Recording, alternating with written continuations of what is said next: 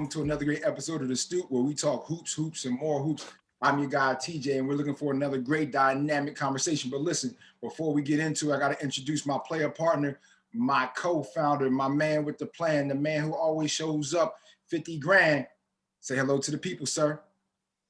As always, I'm just happy to be here. Kev P, I love you for it. Kev P, listen, you can't see it, but I got goosebumps on because of the sweatshirt. When you talk about things of relevancy in the sport of basketball, if you talk about movies, you got to talk about Hoosiers and White Man Can't Jump or Sunset Park. And when you talk about TV shows, it's the inside stuff or it's TNT and NBA on TNT. But when you talk about magazines, this individual who we're bringing to the Stoop this evening has been so much of a cultural icon. Listen, this magazine, you can find it anywhere, whether it's a waiting room, your mom and pop garage, a barbershop. It was on the counter. It was in the waiting room. It was somewhere. And in 1994, this magazine debuted, and it's been a wrap. Guys and kids in our generation, our era in the 90s, traded the slam-ups at the cafeteria table because it meant that much to us. Ladies and gentlemen, you got to understand, this is cultural relevancy. This is an icon. You may not know who he was, but tonight you definitely will. This University of George Washington alum is on the Stoop tonight. Ladies and gentlemen, we present to you Mr. Ben Osborne. Thank you, Mr. Osborne, or excuse me, Ben, for coming to the Stoop tonight. Yeah, thank you guys. Yeah, have either of you guys seen Soul yet? Yes. Did you notice? The magazine was in the barbershop on the table. It's that one. Oh, it is? Wow. Yeah. Nice. I mean, not like. Look at that, more history. It's not show, but the blue and the red symbolizes that one. Yes. 100%. It's that one. Yeah. And what's crazy is that was my first issue. I mean, I'd been there for a while, but that was my first issue as editor-in-chief. And I always say it's my favorite cover because of that, but also because it was pretty dope. It's LeBron. And to have that be in that movie, it's pretty wild. I haven't asked the guys, like, I'm guessing they probably cleared it, like I remember when I think Luke Cage, that show used slam a couple times. Like sometimes we would just get requests, and I mean, we would never want money. We would just sign a release, but I haven't asked the guys now, like if they knew or not. You know what I'm saying? Like, I mean, Slam shared it on Twitter almost immediately, but I'm not sure if they had known it was going to be on there. I definitely did not know. So it was awesome. That's nice. Ain't nothing like a Stoop exclusive. I appreciate you, man. Thanks, man. So listen. I thought of it when you said the barbershop, I remembered that. So. Oh yeah, definitely. So with anything, man, in life, you gotta always ask the question, what came first, the chicken or the egg? So I'm gonna ask you, what came first for you? Was it journalism, the love of that, or was it sports? It was close, but it was sports. I mean, I think without a doubt it was the sports. I did happen to like reading about them pretty fast, certainly watching them on TV, but maybe if first memory is 5 up until probably 14, I would have said I want to play sports. You know what I'm saying? It was only when I kind of like when your world expands a little and your block turns into school, turns into high school, turns into travel, and you're like, I'm not, these guys are just much better than me, faster, work harder. So I knew that I wasn't going to play it for a living. And that's when I realized, I was like, wow, I do love reading about it. My dad's been getting SI forever. I get the newspaper every day. Sports talk radio was starting again, obviously lots of games. So then I said, I'm definitely staying in sports. And I think my best way is through journalism, English. I usually get pretty good grades, but it was the love of sports definitely was first.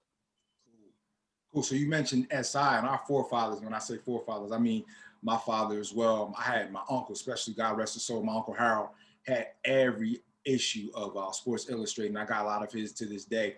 I remember the one of the ones that he passed on to me before he passed away was the iconic Magic Johnson issue when he announced that he had contracted HIV. But nonetheless, whether it's SI, whether it's the legendary Sport, which some people don't even know, or periodicals and magazines like Street and Smith, they were pretty much to the cuff, pretty conservative back in the day. Yeah. And then comes along this magazine in the 90s, that was pretty raw, pretty edgy for, you know, many of his contemporaries. So what were the early whispers about Slam, and what were some of the people saying that because it went left and didn't go, you know, normal to the grain? I mean, I remember I was a freshman in college, 93. I think it actually came out, I don't know, you might have put in the email, it said April 94 on the cover or something, but Slam was always like, you know, the month for all those like periodicals, they'd always be like way ahead. Right. So I want to say it came out in November, December of my freshman year. And one of my best friends at college, like, I mean, I hadn't seen it. There was no, you know, internet. There wasn't like buzz about a new magazine. But my friend just picked up the Larry Johnson issue. They had, I mean, amongst like they had the cover lines were wild, you know, like, and then they had a story called "Do the White Thing," and it was like, you know, the best white players ever. And this particular friend of mine was a, you know, huge basketball fan, but you know, he loved his Larry Bird and Christian Laettner. So he got such a kick out of it. So I think, you know, we loved LJ. My friend loved that thing.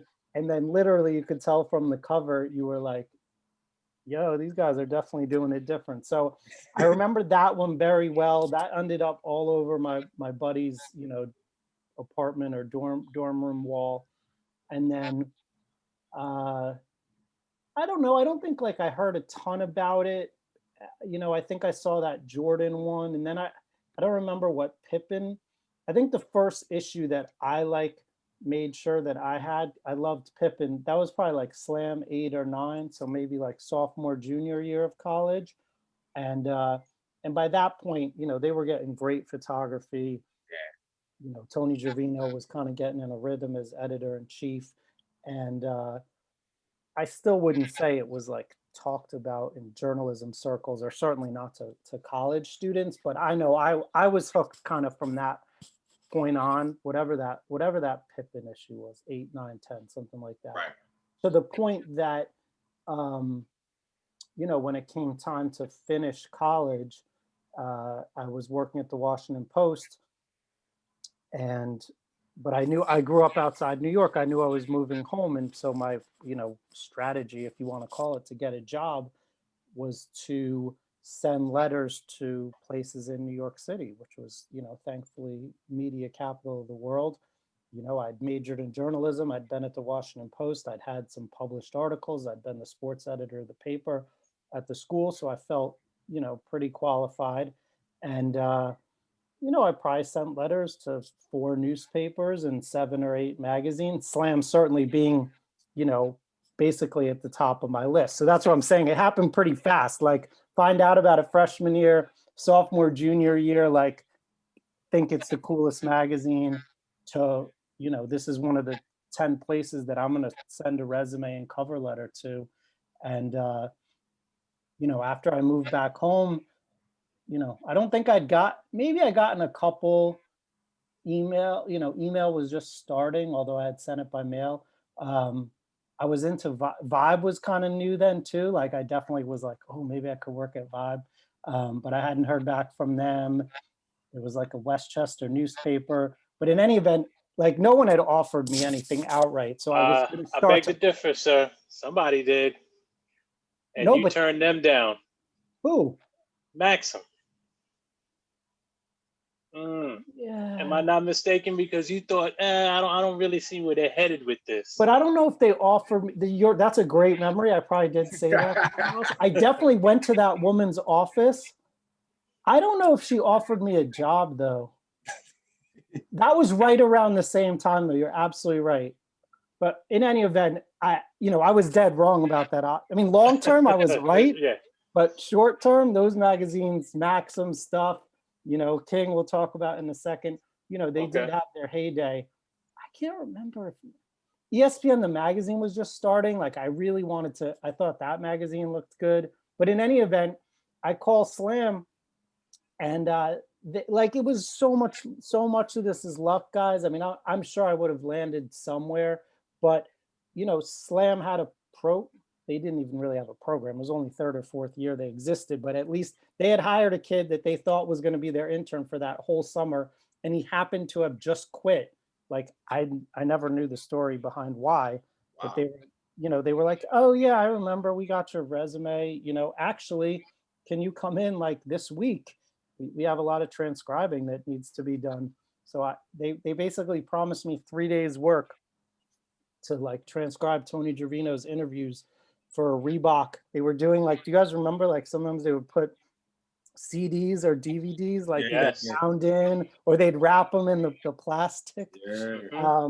So he was doing some sort of thing with Reebok, and I had to transcribe the interviews, and then Wednesday, Thursday, Friday turned into why don't you come back Monday, turned into why don't you stay here the rest of the summer, turned into do you want to be associate editor, and kind of went from there. I mean, the place was really, really growing pretty fast in terms of reach, but not necessarily, staffing wise. So I think the timing was really good. Like if the other guy hadn't screwed up, he probably would have gotten a job. Like they just hadn't taken the time to build a staff, but they had needs, and, I worked hard, and the whole company was growing because Double XL was starting, and, they needed like competent bodies. And, I'm not Gotcha. at the beginning, that's, I was competent, and that was enough.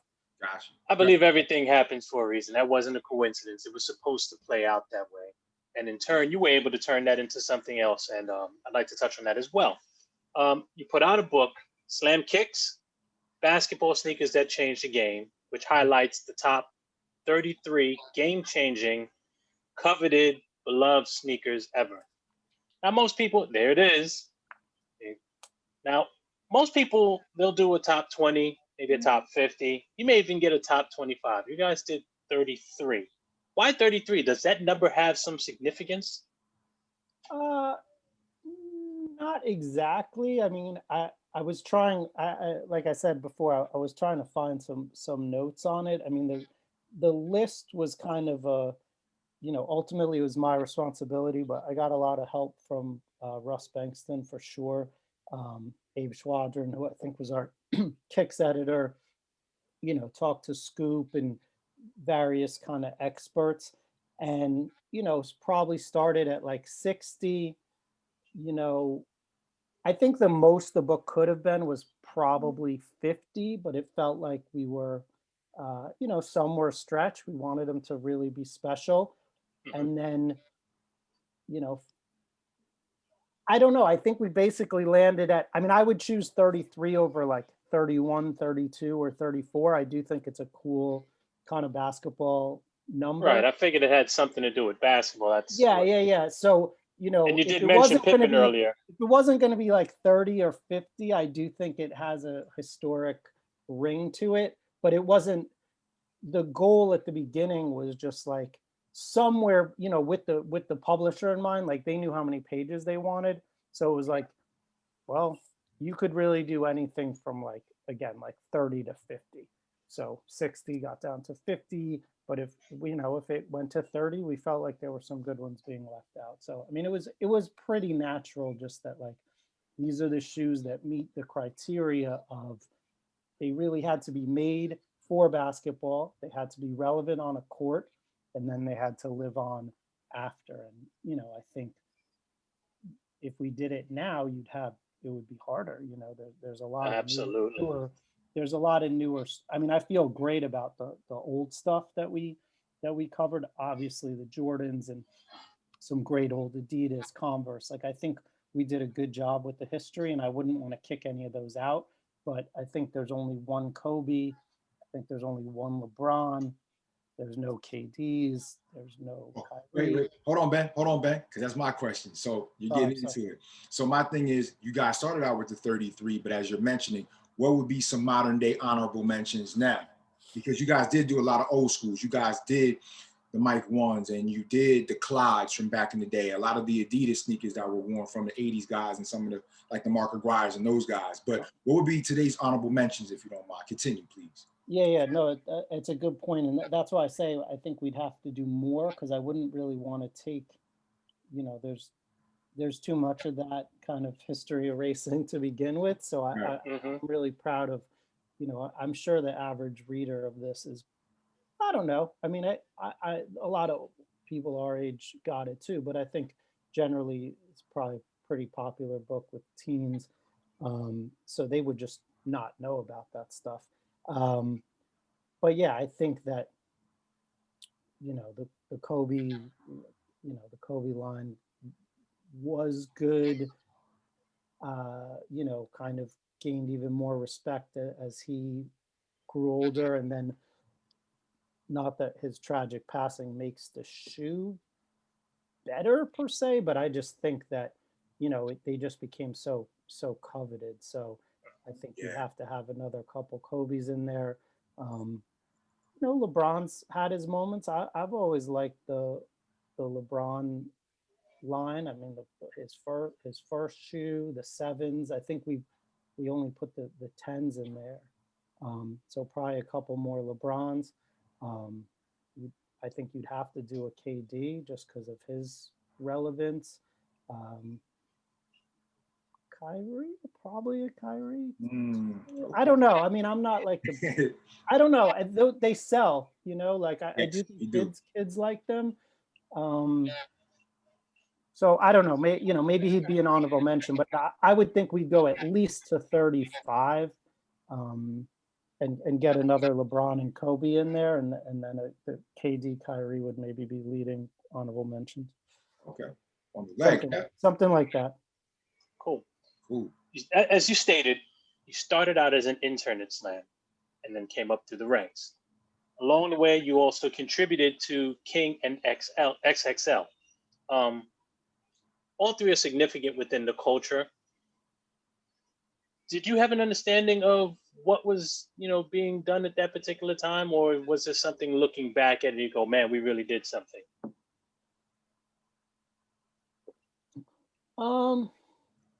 It's a good question. I think it felt pretty. I mean, there's no way you can appreciate it all the way, like you're saying. There's definitely. Right. I mean, I look back and I'm like that.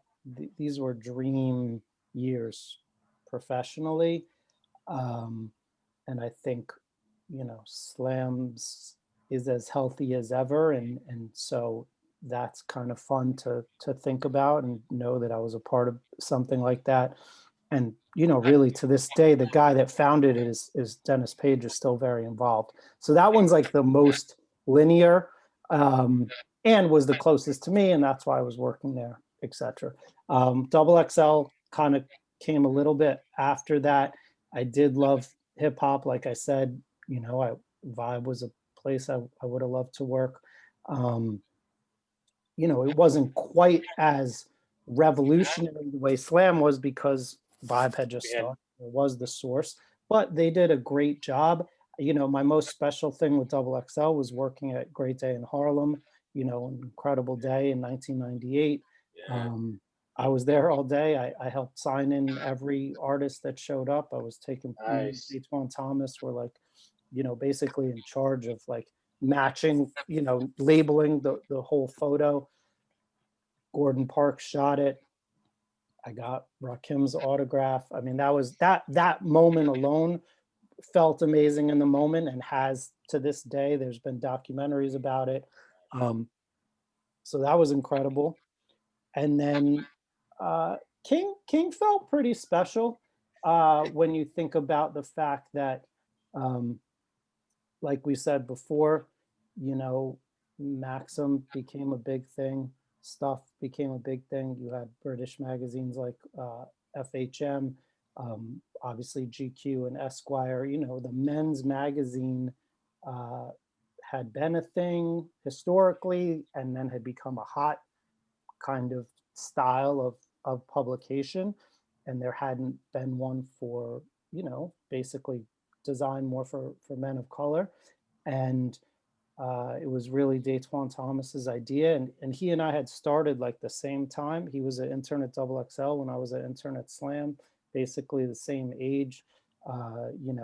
He loves sports, but music and cars, women, are really his expertise. I like those things, but I'm more of a sports guy. So we were like really parallel in a lot of ways, and when he convinced the company to start that and basically asked me to help him get it off the ground, like, kind of big picture I knew was special, and then small picture was special because this is a guy I came up with kind of chasing a dream. And, unlike Slam, which is more or less in many ways tied directly to when I worked there, Double XL has changed owners, doesn't do much print anymore, but is still around. King more or less like went out of business. I think a different company owns the name now. So that's kind of bittersweet. But like you guys said, I don't know if you've seen King Crown Jewels. There's like an Instagram account, but Daytwan and another editor that worked on it, Adele Henderson, like they're doing a podcast. They started it maybe like 6 weeks ago. I was on it last month, and a lot of reminiscing. And I think that's, all of us that were involved, it is nice to reflect back on it. And there were like, at all three places, guys, incredibly hungry and talented people, like whether this company, Harris Publications, whether they were doing it out of cheapness or a belief in young talent, like a lot of these other magazines were, whether it was sports or music, they were established. They were hiring people in their 30s that were making six figures, like where we worked, it was kids, their first or second job, and we had unbelievable power, like unbelievable freedom to do what we wanted, and the talent that came through there, and many of us are still so close today, was really amazing. So, I think that's why it worked. There's a Yeah. sense of authenticity to it. Totally. You guys are in the midst of it all. You love the culture. This is what you do. Yeah. You can't wait to write about this stuff.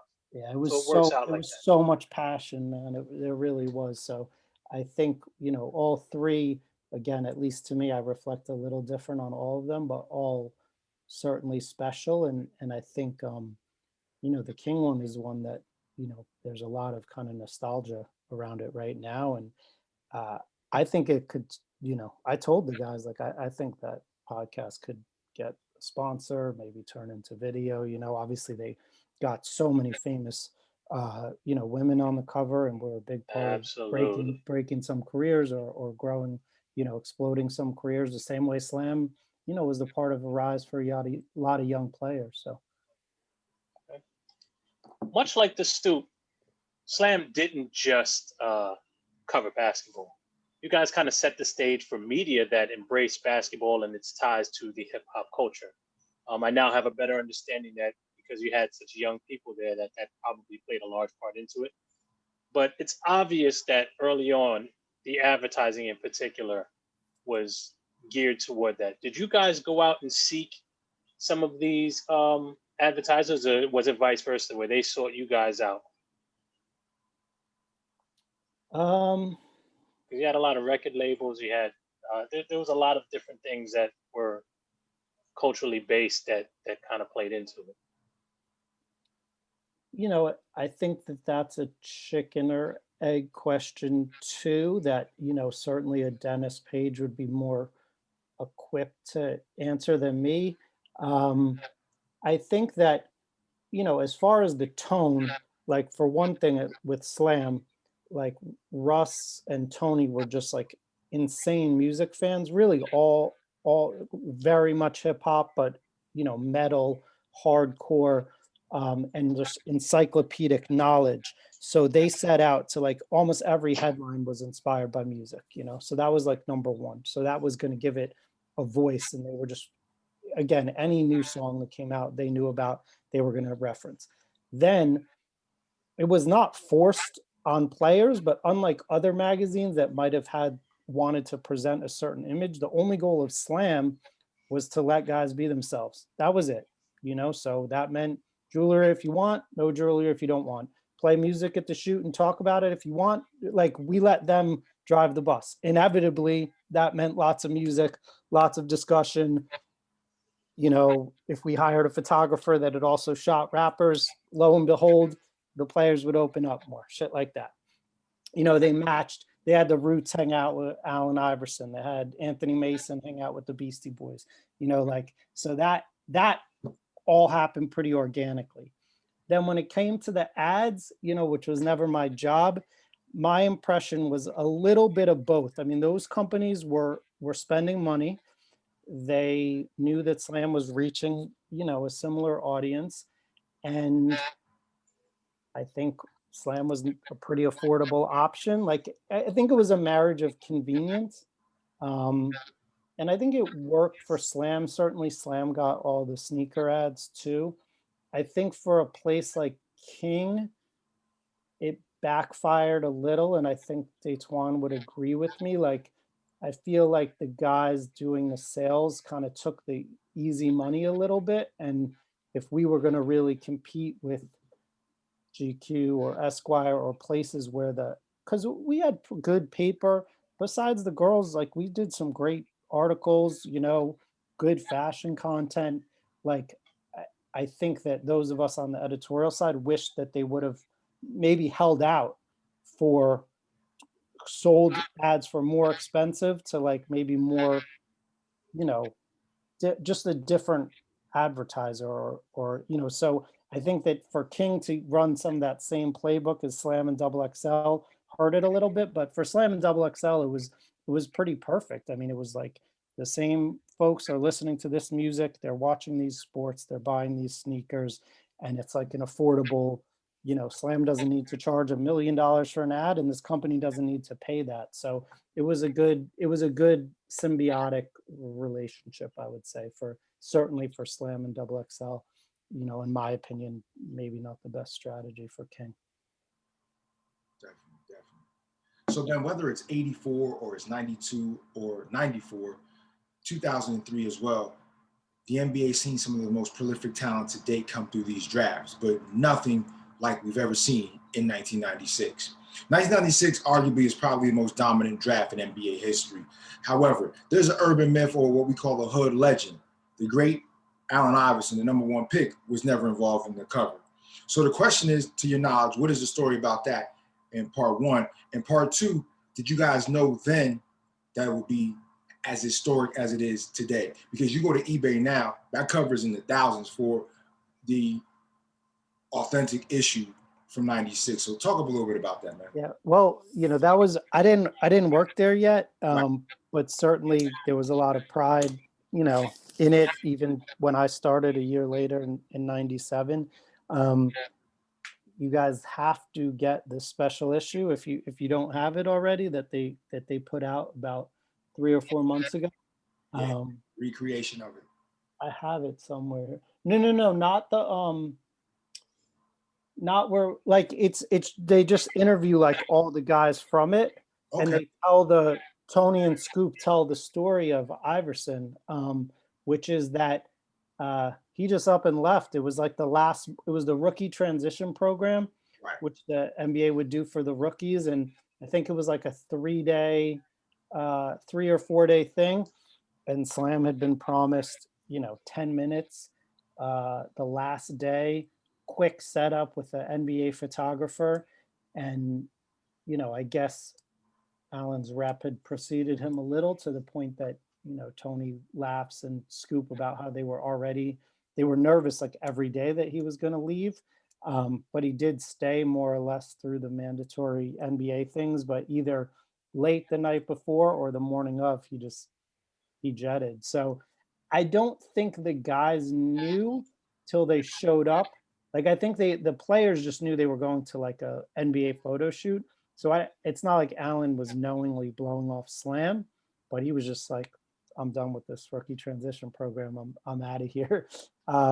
So it's like, it's a miss, obviously, but it almost adds to the, like you said, kind of the legend of the cover, and also speaks to how amazing a draft is, that the #1 pick, you know, Hall of Famer, one of the best players in that class is not on it, and it's still chock full of, you know, incredible players. Indeed. Absolutely. With so many iconic covers and articles, is there one in particular that you believe elevated the Stamp status? Yeah, I mean, you know, like I said, I'm always gonna be proud of Slam 106 over my shoulder, and proud that Soul liked it, but that wasn't certainly one of the more famous ones externally. This is like an obvious answer, but I think for a reason, Slam 32 with again talking about Allen Iverson, where he The Afro. blew his hair out, and So long, so long. um, that was just people just dug the hell out of it. It was during a lockout, so part of the thinking, and I was very involved in the magazine at that point, and worked there full time. It was like, what are we going to do that's different, that really celebrates like the person and the culture of the game, because we don't know if there's going to be a season. So, and throwbacks were like a early thing then, but not that big. Mitchell and Ness was still like selling to old, kind of like baseball fans. Maybe a few kind of cool people in Philly knew about it, but that was certainly my introduction. I think Tony already knew about them, but to have them make up a vintage jersey for Allen, their Philly brand, he's a Philly guy. I don't recall whose idea the hair was, but it was definitely like, Alan, we're going to kind of throw you back to the 70s, Dr. J, Sixers. And, cornrows weren't even that big of a thing yet. And so, I just think it blew people's mind. Like they didn't, it Guys really, definitely nailed it. yeah. So that, I think, and that one they actually did, just like for the first time ever, they like re-released an issue, reprinted it with the same ads and the same articles and all that. So I think that one is super famous. There was a Slam Presents Jordan issue back in like '98 that Tony and Russ had this amazing interview with Mike. That was probably like the best selling thing that Slam ever did. And just, really linked the sneakers and the basketball and the exclusive access to Jordan. I mean, I think that one was that was a really big one too, for sure.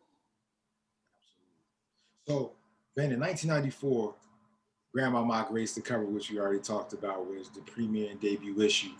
And then we fast forward to issue 6 and 12 was the debut of Mike on his first two. But we had to wait on issue, number 24 before we saw the late, great Kobe Bryant. And Kobe was by far and away, impressive with all of his Slam covers. My two favorites were the throwback one of him with the old Lakers 8 jersey, as well as him in front of the trophies. Kobe went on to have 22 covers in all. LeBron has surpassed him now with 26. But let's talk about Kobe's special relationship with Slam over the years. You were very viable and influential in that.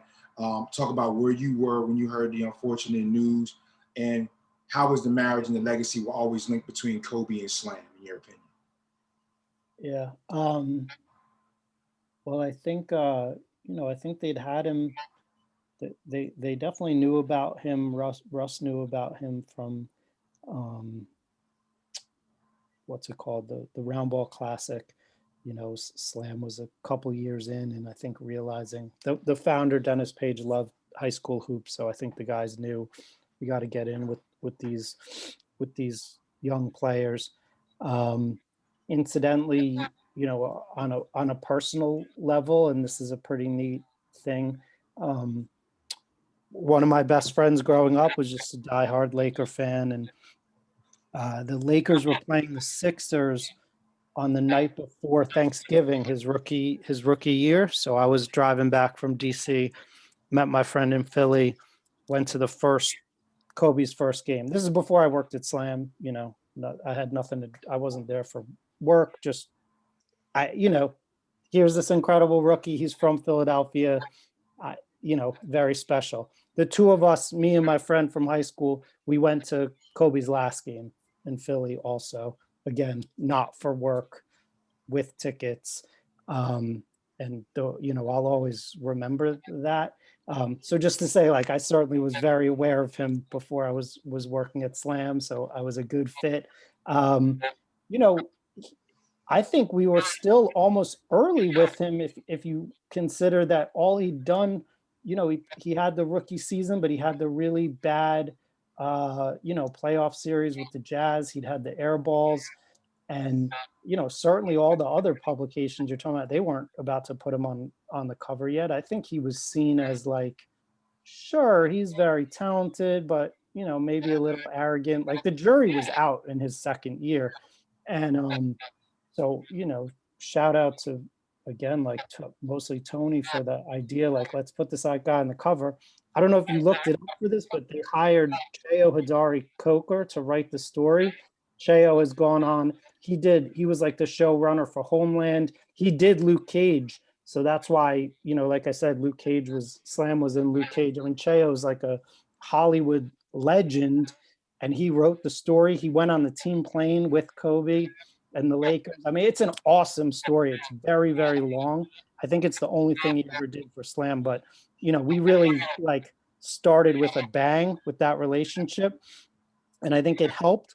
And then through the years, what I'll say about him, different than any other guy, like this dude really cared about what the image was going to be, what the photo, who the photographer was going to be. It would be like his agent was Rob Pelinka, and it's like, hey, Rob, we want Kobe on the cover of our March issue or whatever. Okay, how much time do you need? What are you going to talk about? What's the image going to be? So, we had to get very creative. We did trophies, we did throwback issues, we did the American flag, we did Kobe guarding Kobe, like there's two of him. He's playing defense on himself, like implying, who could stop him but himself. And then there was even one where he asked for the photographer, and he said he wanted Martin Scholler to do it. Martin Scholler's like unbelievably famous photographer, known for his headshots. Like, so Kobe basically dictated the photographer and the shoot. Martin Scholler's way too expensive for us, but A, broke the bank a little for him. B, he agreed to, it was a chance to shoot Kobe. So in a way, like, again, first story, Cheo Hodari Coker, one of his best covers, Martin Scholler, like he just brought out the best in us. And I think that's kind of indicative of him as a person. Like he's just not, he's not going to half-ass a workout. He's not going to half-ass a game.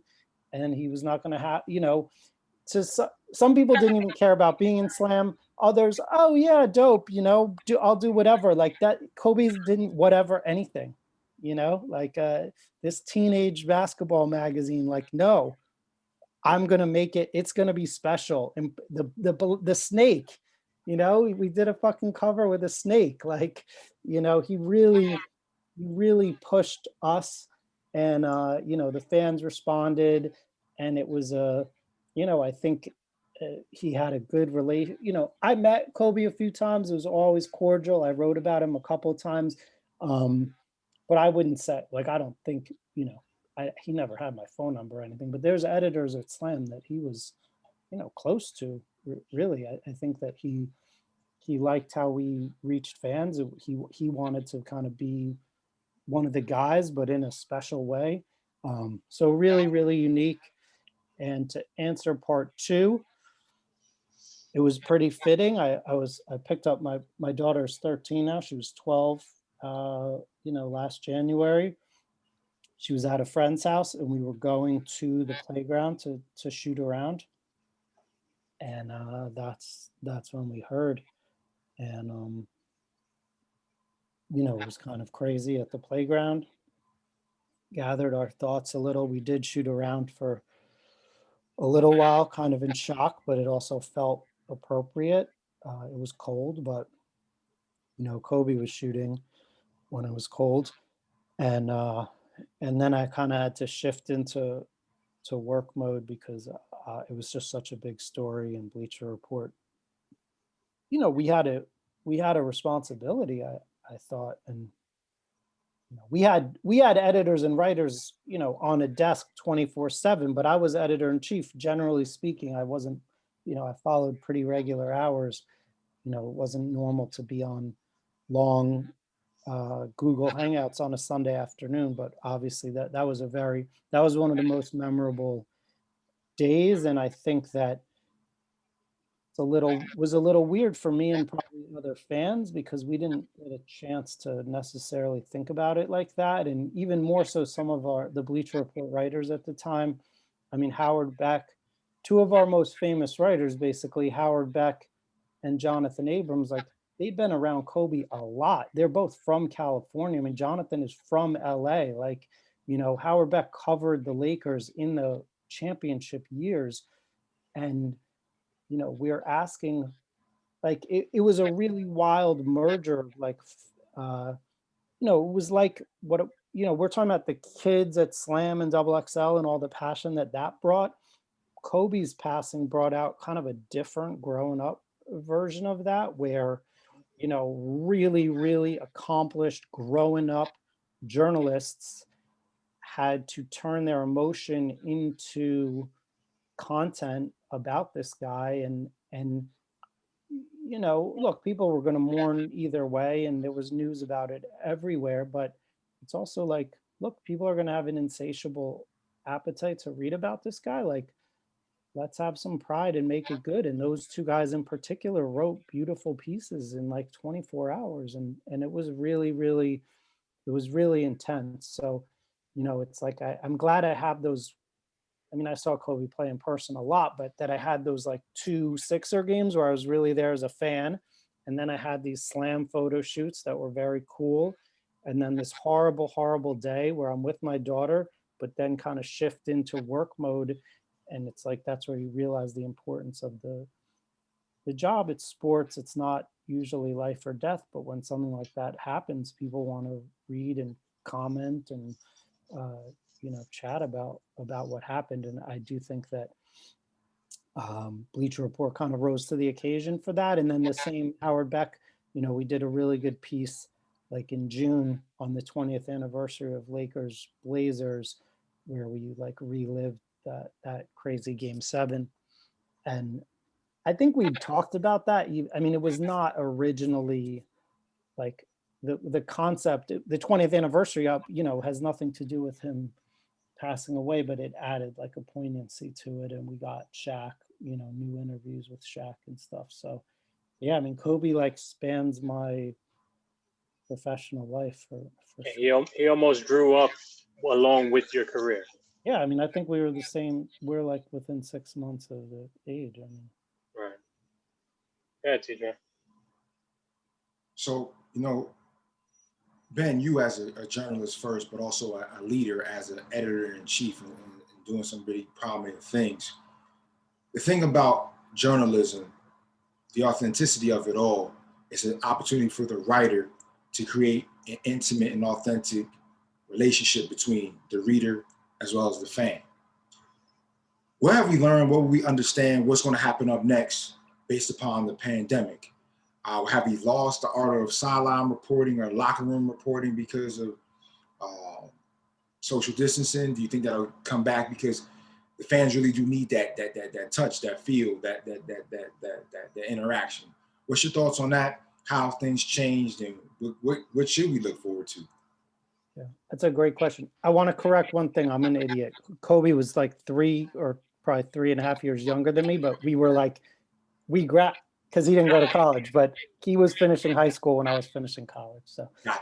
No worries. So in that regard, but he was like precocious, you know, he was older than his years. So in any event, I think it's a pretty good sized loss. I know that I'm a member of the Professional Basketball Writers Association, and these guys are worried, you know, not only for now, but, you know, I don't think the leagues don't love journalists. Maybe they never did, but there was definitely a time where they felt like they needed kind of the promotion.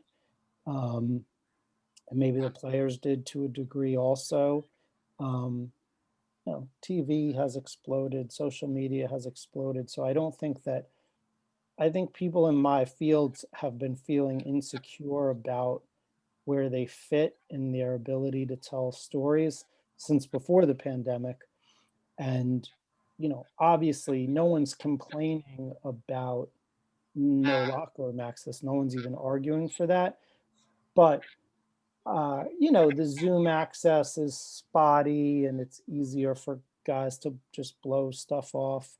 So I think there's a big fear that, like, even when it's safe, maybe teams, players, leagues are going to take advantage of this and say we did fine without that. Um, you can get a really good picture of a player now that you couldn't when me and you guys were younger because of social media. And I certainly welcome guys doing that. Some of them are really good at it. And I do think it paints a pretty real picture in many cases. And some guys are funny and some guys are emotional. And,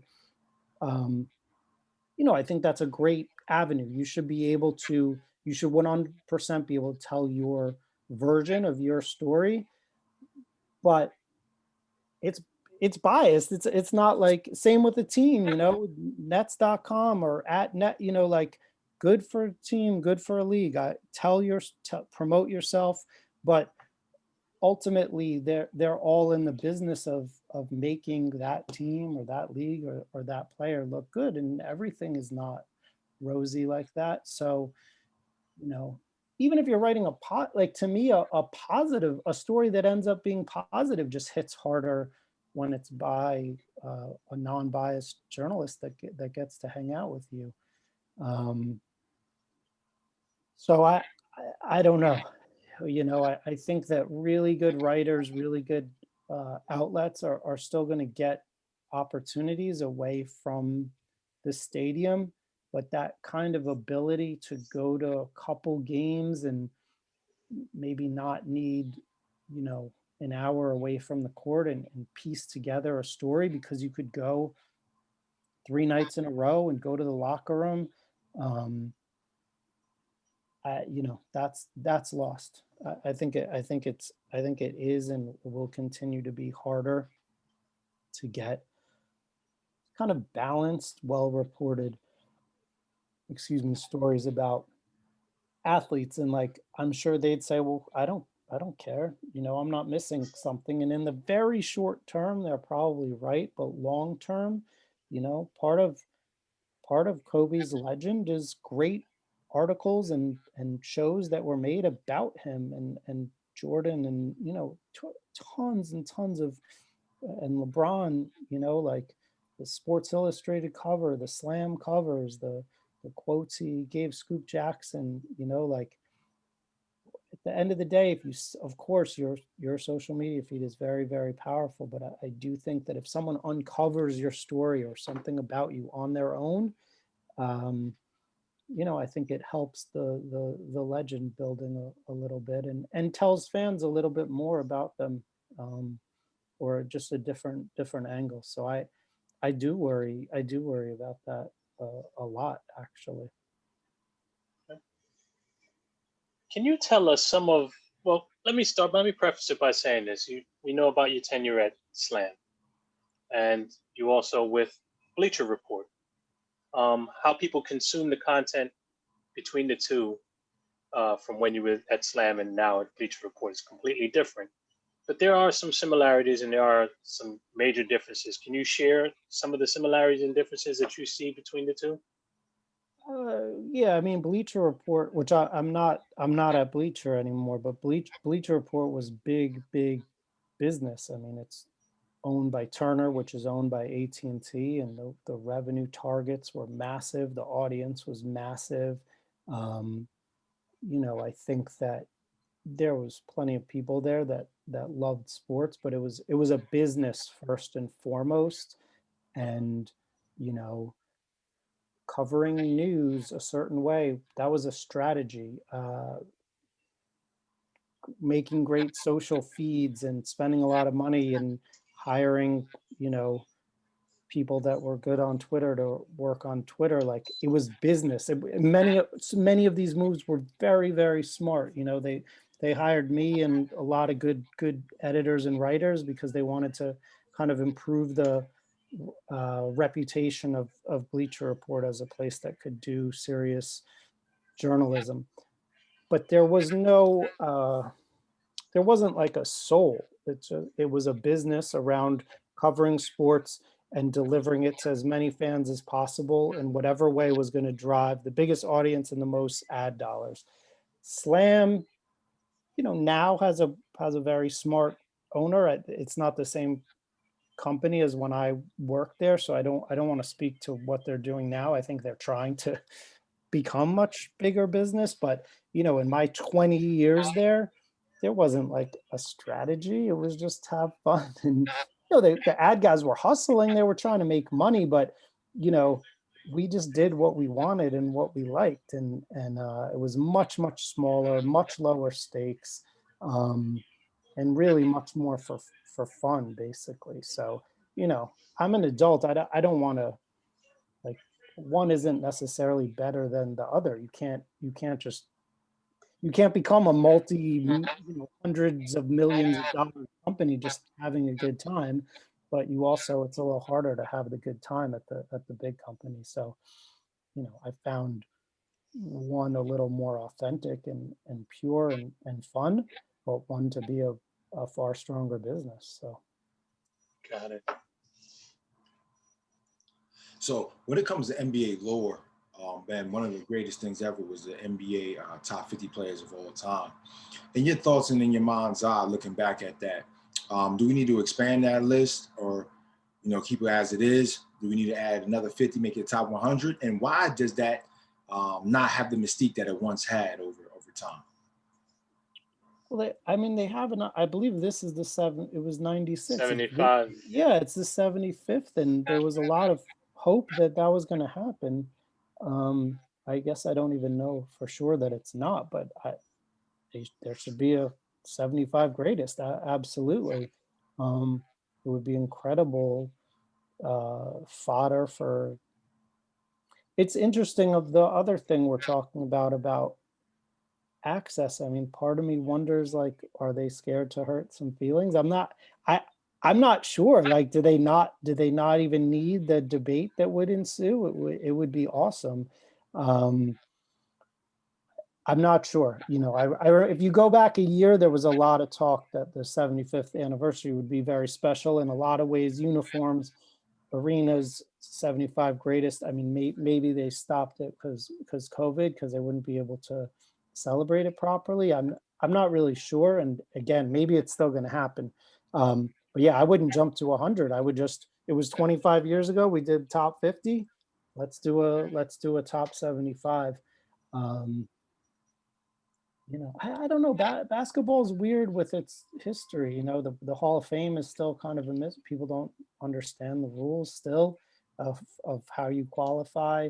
I think that highlights are harder to look. Baseball goes too far the other way and is too stuck in the past, of course. But I find the lack of nostalgic basketball content to be like very silly, and I love it, and I love celebrating even the guys way before me deserve some credit, but certainly the 80s and 90s. I just think it's in its thirst to always kind of seem current. It's not a league that has done a great job honoring its past, and a 75 greatest would be a really nice opportunity to do that. Absolutely. And listen, if Springfield is watching and listening, I hope they are. We haven't had any publications in the Hall of Fame as of yet. Slam needs to be the first. Oh, that would be awesome.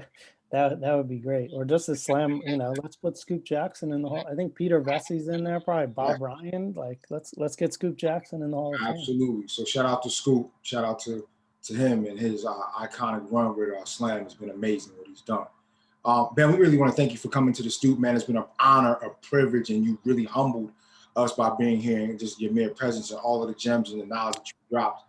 Everything from media coverage to Slam and to your years in the game and understanding everything. But I do got to ask you one quick question before we take out another moment of your time. Who would be on Ben Osborne's Mount Rushmore of basketball? So it's 4. Yes, sir. Well, definitely Mike and LeBron without a doubt. I'm putting Wilt on there. One more spot. That's tough. That's really hard. Oh God. I mean, I'm gonna say Oscar Robertson. Oh. Ooh.